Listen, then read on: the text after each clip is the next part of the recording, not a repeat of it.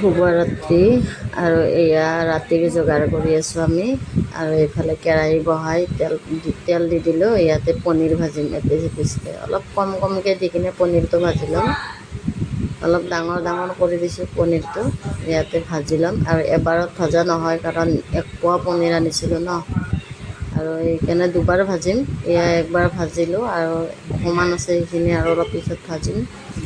আৰু আজি পনীৰৰ ৰেচিপিটো আপোনালোকৰ মাজলৈও শ্বেয়াৰ কৰোঁ বুলি ভাবিছোঁ। মোৰ ভিডিঅ'টো চাই যদি ভাল পায় লাইক কমেণ্ট কৰিব আৰু মোৰ ভিডিঅ'টো শ্বেয়াৰ কৰি দিব নাপাহৰিব। এয়া দেখিছেনে পনীৰ ভজা হৈ গ'ল। আৰু মই বাতিটোত পানী লৈ লৈছিলোঁ, পানীত তেলৰ পৰা উঠাই পানীত তিয়াই দিছোঁ কাৰণ তেতিয়া বস্তুটো কোমল হৈ থাকে, টাইট নহয়। আৰু বাকীখিনি যিখিনি আছিলে এয়া এইফালে বহাই দিছোঁ। পনীৰখিনি মিঠাতেলতে ভাজিছোঁ কাৰণ বাটাৰ দিয়া নাই, মই বাটাৰেদি চব্জিটো বনাম। আৰু এইফালে কাৰণ পিঁয়াজখিনি ভাজি ল'ব লাগিব যে তেল দি, এইটো কাৰণে পিঁয়াজ, বিলাহী, আদা, নহৰু, কাজু বাদাম এনেকৈ দি কিনে মই এইখিনি ভাজি ল'ম এতিয়া। এইফালে দেখিছেনে কাটি ৰখা পিঁয়াজ অলপ সৰহকৈ দি দিলোঁ কাৰণ অলপ গ্ৰেভিটো অলপ বেছিকৈ বনাম। আৰু এইফালে কাজু দি দিলোঁ মই কেইপিচমান, কাজু কমকৈ দিছোঁ কাৰণ চব্জিটো মিঠা হৈ যাব নহ'লে। আৰু এইখিনি অলপ ভাজ খোৱালৈকে ভাজিম। তাত বিলাহী 2টা কাটি দি দিলোঁ, বিলাহীখিনিও অলপ ভাজ খোৱালৈকে ৰখাম। কাৰণ এইখিনি গোটেইখিনি অকণমান সিজিব লাগিব, সিজাৰ পিছতহে। আৰু এইফালে সিজিলে এইফালে মই কেৰাহীতে ঠাণ্ডা হ'ব দিছিলোঁ, তাতে মিক্সাৰ গ্ৰাইণ্ডাৰৰ বাতিটোত দি দিলোঁ। এইফালে মিক্সিত মাৰি ল'ম। এইফালে দেখুৱাই আছোঁ ৰ'ব পনীৰৰ চব্জিটো কেনেকুৱা হয়, লাইক কৰিব নাপাহৰিব। আৰু এইফালে দেখিছেনে কেৰাহীত বাটাৰ দি দিলোঁ। এইফালে বাটাৰ দি কিনে মছলাখিনি ভাজি ল'ম, মিক্সিত মাৰি লোৱা মছলাখিনি। এইফালে বাটাৰখিনি গলি যোৱালৈকে ৰখিব লাগিব।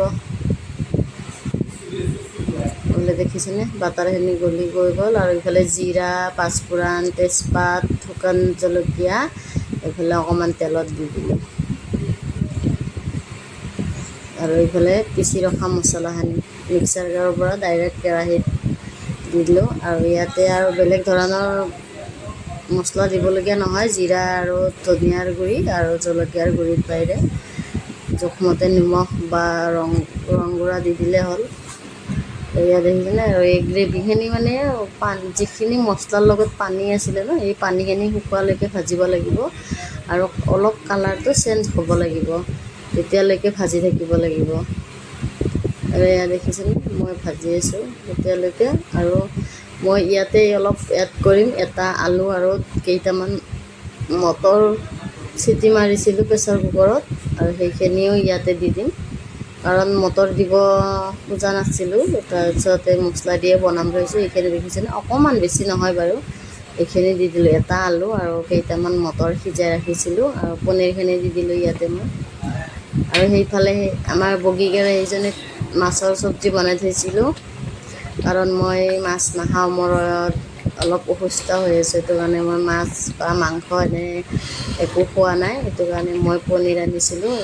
বহুত দিন হ'ল মাছ মাংস খোৱাই নাই, 10 দিনমান হ'ল আৰু খোৱা নাই কাৰণ মোৰ গাটো ভাল নহয়, সেইটো কাৰণে খোৱা নাই। আৰু হাজবেণ্ডৰ কাৰণে আনিছিলোঁ, হাজবেণ্ডৰ কাৰণে মাছ বনাইছোঁ। আৰু পনীৰৰ চব্জি আমাৰ আৰু অকণমান পিছত হ'বই। আৰু দেখিছেনে ইমান ধুনীয়া কালাৰ আহিছে চব্জিটো। এইফালে চব্জিটো আৰু অকণমান পিছতে আমাৰ